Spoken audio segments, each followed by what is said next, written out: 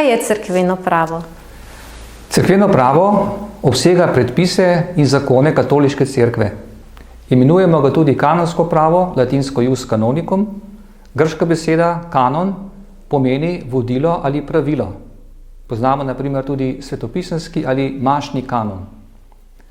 V tem smislu od prvih stoletij dalje označuje zbirko cerkvenih pravnih predpisov, ki se razlikujejo od civilnih zakonov, ki jim grško rečemo nomos, nomoj.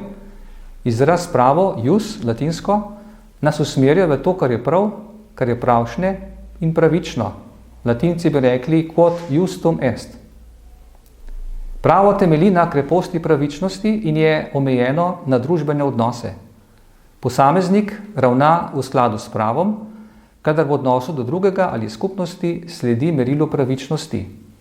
Tako, da bližnji dobi tisto, kar mu pripada, kar je njegova pravica. Pri utemeljitvi prava vedno izhajamo iz narave in človeške izkušnje. Obstaja nekaj, kar je po naravi prav, kar je pravšne, s tem, da obstaja. Narava je nekaj, kar je na začetku, kar tvori bitje, vsakršno bitje, je avtonomno in s tem neodvisno. V naravnem pravu se po besedah svetega Avguština izraža božji načrt s človekom, ki naroča spoštovati red v stvarstvu in prepoveduje prestopanje meja. Človek, ki je po božji podobi ustvarjen kot svobodno bitje, ima sposobnost razločevanja, kaj je prav in kaj narobe. Zato je tudi odgovoren za svoje dejanja. Kot oseba se uresničuje v odnosu z drugimi. V tem razmerju med njim in sočlovekom ali skupnostjo obstaja tudi možnost konflikta ali spora. Zato je na podlagi človeške izkušnje za urejeno družbeno sobivanje potreben red in predpisi, ki te medsebojne odnose tudi natančneje opredeljujejo. Tako kot za vsako civilno ureditev velja tudi za cerkev staro načelo rimskega prava, ki pravi, kjer je družba, tam je že pravo. Začetek prava so torej naši medsebojni odnosi, ki so pozneje urejeni s predpisi in zakoni. Norme imajo začetek in cilj v človeški osebi in ustvarjanju pogojev za njeno uresničitev in blagor posameznika ali skupnosti.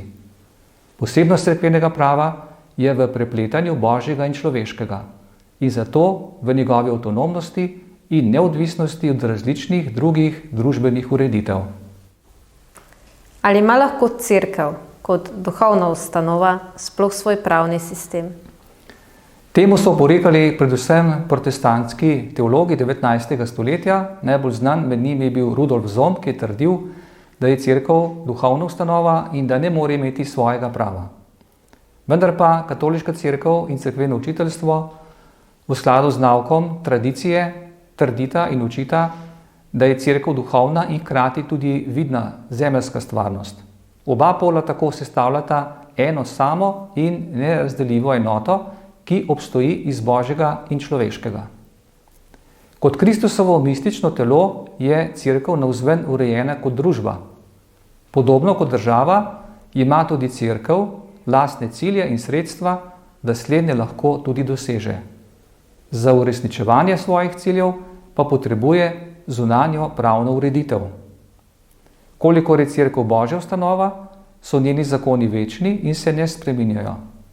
Ukolikor je ta institucija človeška in vidna stvarnost, pa je podvržena spremembam, kakor pač narekujejo potrebe in okoliščine. Tako je cerkveno pravo zaradi svoje dvojne narave neprimerljivo s civilnimi ureditvami. Sedaj urejajo življenje cerkve zakonik cerkvenega prava latinskega obreda iz leta 1983, vzhodne katoliške cerkve pa so prvič dobile svoj zakonik leta 1990 in veže katoličane aleksandrijskega, antiohijskega, armenskega in grško-bizantinskega ter kaldejskega obreda. Lastno avtonomno cerkveno pravo imajo tudi pravoslavna cerkev in evangeličani.